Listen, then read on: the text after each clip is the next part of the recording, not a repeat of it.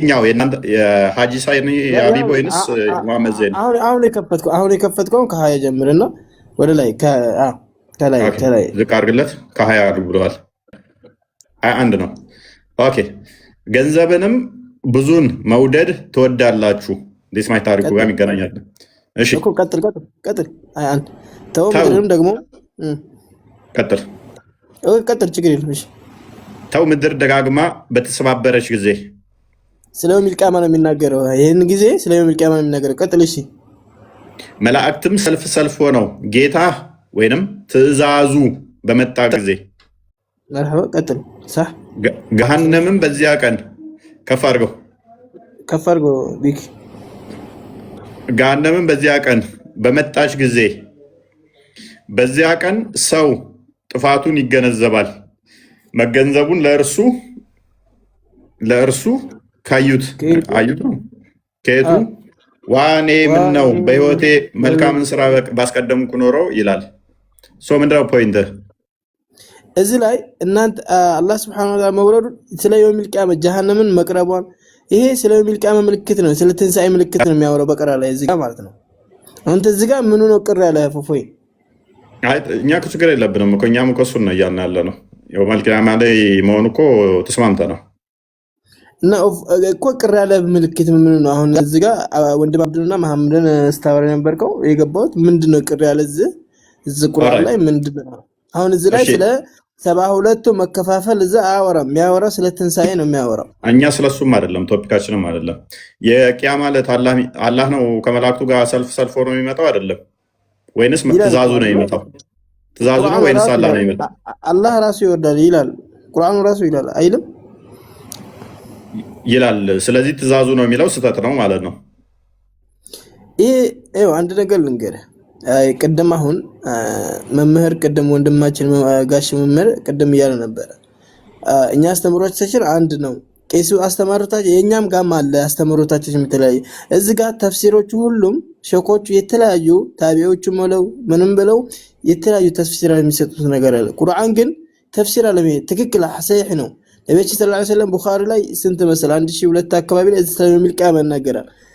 ሱረቱል አበሳ ላይ ደግሞ ይናገራል እኮ እናትም ልጇን ባላየች ጊዜ ወልዳ ራሱ ልጇንም ማታይበት ጊዜ ስለሚል ቂያማ ክፋት ነው የሚናገረው እዚህ። ከዛ አላህ Subhanahu Wa Ta'ala ይወርዳል።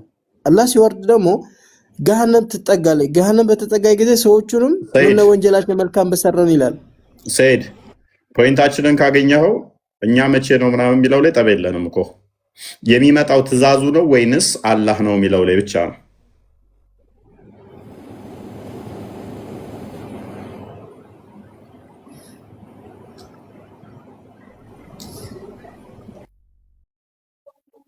ኦኬ ወጣ ፖይንት አድርገናል እንደ መቼ ነው የሚመጣው የሚል እኮ አይደለም ጠባችን፣ ክርክራችን አልነበረም። እሱ ሜይ ቢ ግልጽ እንደዛ አይነት ክርክር አልተከራከርንም።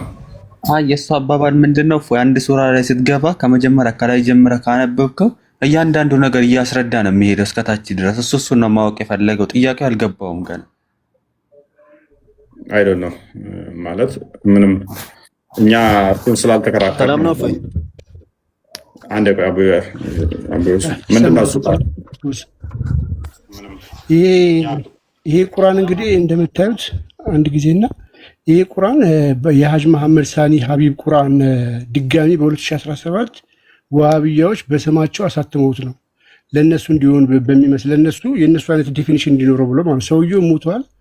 ከሞተ በኋላ ያለ ሰውየው ፍቃድ ድጋሚ በመሐመድ ሳኒ ሳዲቅ ድጋሚ ታተመው ማለት ነው። እየተቃወሙት ነው ባይዘ ሀባሾቹ ይህንን ቁርአን ክፍል አሁን ሰውየው ከሞተ በኋላ አሻሽለው እንትን ብለውታ ቪዲዮ ማለ እየተቃወሙት ነው።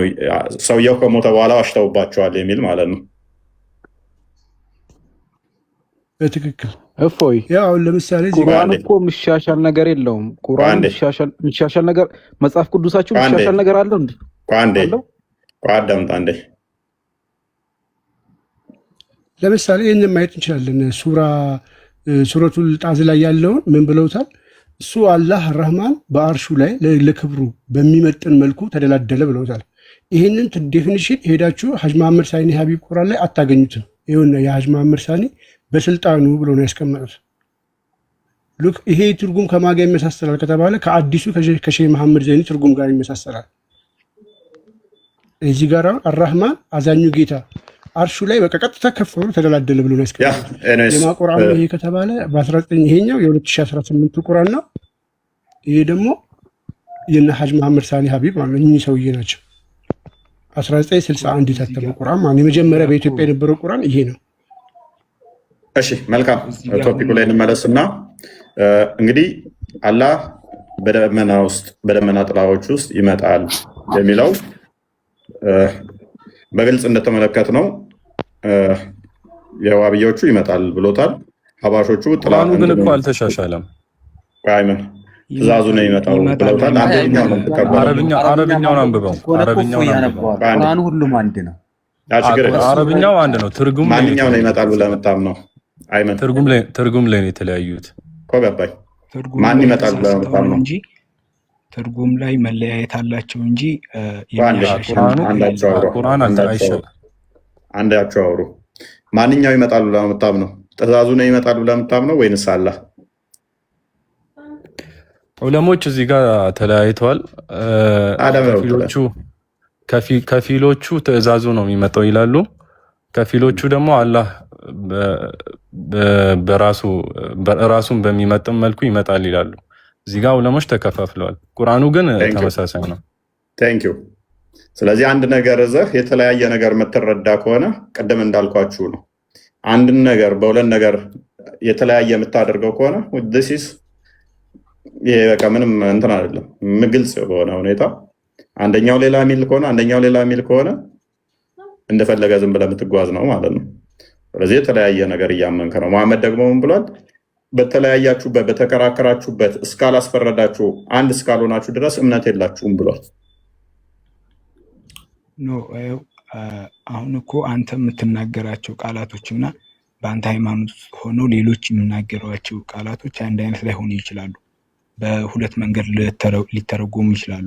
እስማኤል እኮ ችግር የለውም። አንተ ያው ልዩነት አለው አልክ አይደለ? አንተ አላህ ይመጣል ስትል ያኛው አካል ደግሞ ምን ብሎ ነው የሚያምነው? አላህ አይመጣም፣ መምጣት የሚነገረው ለፍጡር ነውና አላህ ይመጣል ካልክ ያንተ አላህ ፍጡር ነው። የሚወጣ የሚወርድ ከሆነ እሱ ፍጡር ነው። ሞክስ ያደርጉባችሁ እንደውም እንደ ጦጣ የሚወጣ የሚወርድ እያሉ ነው የሚያሾፉባችሁ ኡስታዞቻቸው የአባሾቹ። ስለዚህ ያንተን አምላክ ይመጣል ስትለው ፍጡር እያለብህ አይ ትርጉም ነው ምናምን ብለህ ልታልፈው አችልም ነው። ሊትራሊ ይሄ ልዩነት ነው። በቃ ግልጽ የሆነ የሃይማኖታዊ ልዩነት ነው። እኔ አሁን እሱ ፖይንት አይደለም፣ እነሱ አሉ አላሉ ፖይንት አይደለም። አንተ አላህ ይመጣል ብለህ ታምናለህ። ወደ ራሴ ፖይንት ልመለስ አይደለም እስማኤል? እሺ አይመን አላህ ይመጣል ብለህ ነው የምታምነው አንተ አይደለ? አዎ ይመጣል ብዬ አምናለሁ። ኦኬ ደመና ውስጥ ሆኖ ይመጣል ብለህ ታምናለህ? አይመንንም ጠይቀው። አላህ ይመጣል አይመጣም? አጭርና ግልጽ፣ በማስተባበያ አትለፍ። የተጻፈውም እኮ አላህ ይመጣል ተብሎ ነው አይደል? እነ ከሌ እንደዚህ ሊሉ ይችላሉ ምናምን ብሎ የራሳችሁን እምነት ነው የተጠየቃችሁት፣ የምታምኑት ነው እንጂ እና ሌሎቹ ካጂዎቹ አሸባሪዎቹ የጻፉትን እኛ አንቀበልም። ቁርአናችን የምለው አላህ ይመጣል ብሎ ነው እና ከቁርአናችን መቀነስም መጨመርም አንፈልግም። አላህ ይመጣል። በእርግጥ አይመን ታምናለህ? እንደዚህ እዚህ ያለ ሙስሊም ስማ፣ በደንብ አድርገህ ስመኝ። አላህ አይመጣም የምትል ከሆነ ከዛሬ ጀምረህ ሃይማኖታችን ለቀህ መውጣት ትችላለህ፣ ማንሽም ብትሆን ማለት ነው። ላላላላ እስልምና እንደ ቀልድ እኮ አንተ ስላልክ የሚገባበት የሚወጣበት ነገር አይደለም። ይሄ የተነጠፈ ሳሎን እኮ አይደለም። እንደዚህ አትበላውን፣ ሀሳባችሁን ተናገሩላችሁ። ሳሎን ነው እንዴ እንደፈለጉ ገብተው የሚወጡት? ያስወጣል እኮ ቅድም ያሳየን አዲስ መሰረት በአንዷ እንኳን ከተለያየ ከእስልምና ትወጣለህ። እንደውም አንገቱን ቀንጥሰው እኮ ነው የሚለው። ሉክ whoever denies a verse of a Quran አንዷን ቨርስ የሚለውን ማይቀበል ከሆነ ሚክር ከሆነ ኦኬ፣ ከዛስ አይተና እሺ፣ ምንድነው ተቆርጣለች ከዛ ጋር ያለችው it's permissible to strike his neck አንገቱን ለመቁረጥ ተፈቅዶልሃል ነው የሚለው።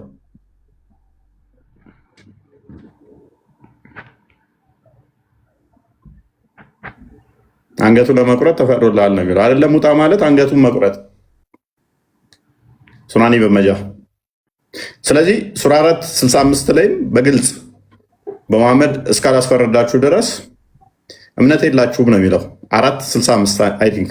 ስለዚህ እሱ ያለውን እሱ የተናገረው እኮ አንዱን ነው ሊሆን የሚችለው። 2-3 ከተናገረ ይህንን ክፍፍል ያመጣው ወይም ደግሞ ግራ እንድትጋቡ ያደረጋችሁ መሐመድ ይሆናል ማለት ነው። ቁርአኑ አንድ ነው የሚለው ተመሳሳይ ነው ካልክ ግን ያንኑ ኤግዛክት መቀበል አለብህ።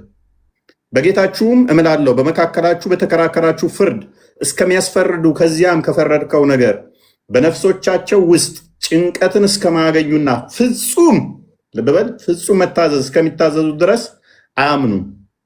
ስለዚህ አንዷን ነው የተናገረው። ሁለቱንም ከተናገረ ግራ ያጋባችሁ መሐመድ ነው ማለት ነው። አንድ ያለ ይመጣል፣ አንድ ያለ አይደለም የሚመጣው ያለው። አይ አንድ ነው ቁርአኑ ግልጽ ነው አላህ ነው ይመጣል ከተባለ ያንን መሐመድ ያለውን እሱ ትክክል ነው ሌላ አይደለም የሚመጣው ብለህ መፍረድ መቻል አለብህ። አለበለዚያ አማኝ አይደለህም። ቁርአኑ እዚህ ጋር እኮ ቁርአን የወረደው በአረብኛ ነው አይደለ? እሺ አላህ የሚለው ሌላ ትርጉም አለው እና እኔ የፈለኩት ቁርአን የወረደው በአረብኛ ነው አይደለ? እሺ እዚህ ጋር ያለው ሙስሊም እኮ ሁሉም እያለህ እኮ ነው። ቁርአኑ የሁለቱንም ጋር ብትሄድ አሁን ሁለቱን ያልካቸው መሻይሆች ጋር ቁርአኑ ጋር አረብኛውን ብታነበው አረብኛው አንድ ነው። የአማርኛ አንድ ሆኖ ስቲል አንድ ቢሆንም እኮ አብዲ አንድ ቢሆንም አላህ ይመጣል የሚለውን አንደኛው ኖ አላህ አይደለም እያለ ነው እኮ። ነቢያችን እኮ አልተረጎሙትም እኮ ይሄን ቁርአን እነሱ እኮ ያወረዱት እኮ በአረብኛ ነው። ነብይ የተናገረው አንዱን ነው አይደለ?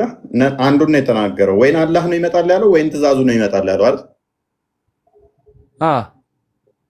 ነቢያችን አላህ እንጂ ትእዛዝ አላሉም። እፎይ ትእዛዝ አላሉም። እየተሳሳትክ ነው። ስለዚህ ትእዛዝ ካላሉ በደንብ አስተውል። በአማርኛ እያወራን ስለሆነ ትእዛዝ ካላሉ ትእዛዝ ነው ይመጣል ያሉት በመሐመድ ላይ እየዋሹ ነው ማለት ነው። ያላለውን እያሉ ነው። እኔ እኮ ቅድም ነግሬሃለሁ። ተፍሲሩ ራሱ ሐዲስም ተፍሲርም ይሁን ከቁርአን ጋር የሚጋጭ ከሆነ የትኛው መሻይህ የኔን እንትን ከቁርአን ጋር የሚጋጭ ከሆነ ተውት ብለዋል እኮ። ስለዚህ አላህ ነው የሚመጣው እንስማማና በዛው አግሪ እናደርግና ትእዛዙ ይመጣል የሚሉ ስለሌሉ በእነሱ ወክለ ማውራት ስለማንችል እኛም ስለማይመለከተን ኦኬ ከአርሽ በላይ ነው አላህ ይመጣል የሚለው ላይ እናውራ። አቡ ያያ እንኳን ደህና መጣ።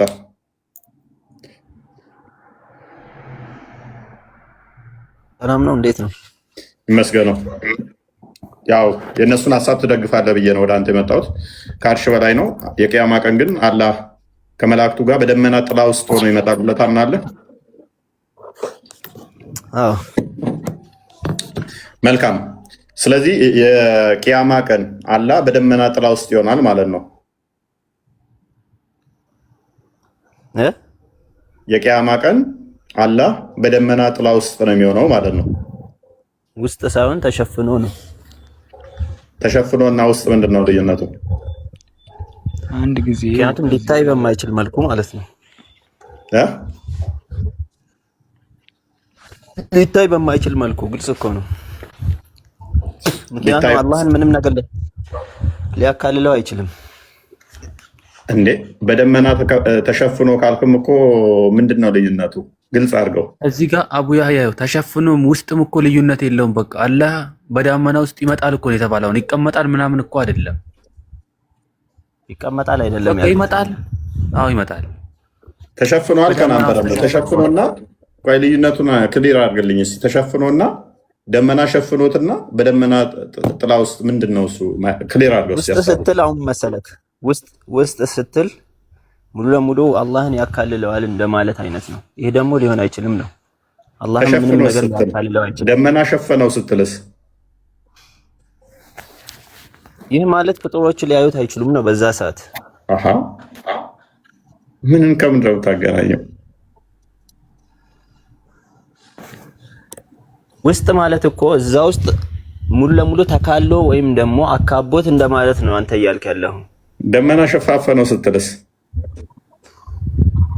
ይለያያል እሱ።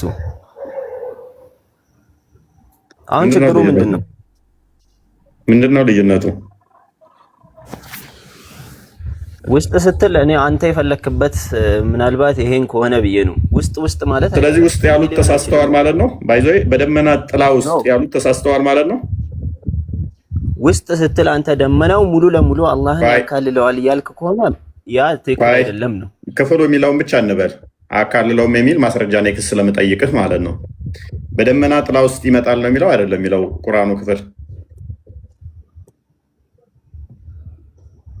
ከደመና ውስጥ ጥላዎች ከደመና በሆኑ ጥላዎች ውስጥ እሺ ይላል አይልም እኮ ሙሉ ለሙሉ አላህን ያካልላል ከሆነ አላህም ምንም ነገር ሊያካልለው አይችልም ነው። እሺ አላህ የሚመጣው ከደመና ጥላ በላይ ነው ወይንስ በደመና ጥላ ውስጥ ነው? አመጣጡን አልተገለጸም። ደግሜ ልጠይቅህ፣ አላህ የሚመጣው ጌታ ታላቅ ጌታ ነው። ምንም ነገር ሊሸፍነው ምንም ሊለውም እንኳን አይችልም። ይሄ አላህ የሚመጣው ከደመና ውጪ ነው ወይንስ በደመና ጥላ ውስጥ? ደግሜ ነው የምጠይቅህ። እዚህ ላይ እንደምታየው እኮ ነው። ወንድም አቡ ስማኝ፣ ከዳመና በላይ ቢሆን ከዳመና በላይ ስለሆነ ዳመና ስለምሸፍነው ልናየው አንችል። ከዳመና በታች ስለሆነ ግን ልናየው እንችላለን። እና መጽሐፋችን እንዳለው እናየዋለን ማለት ነው።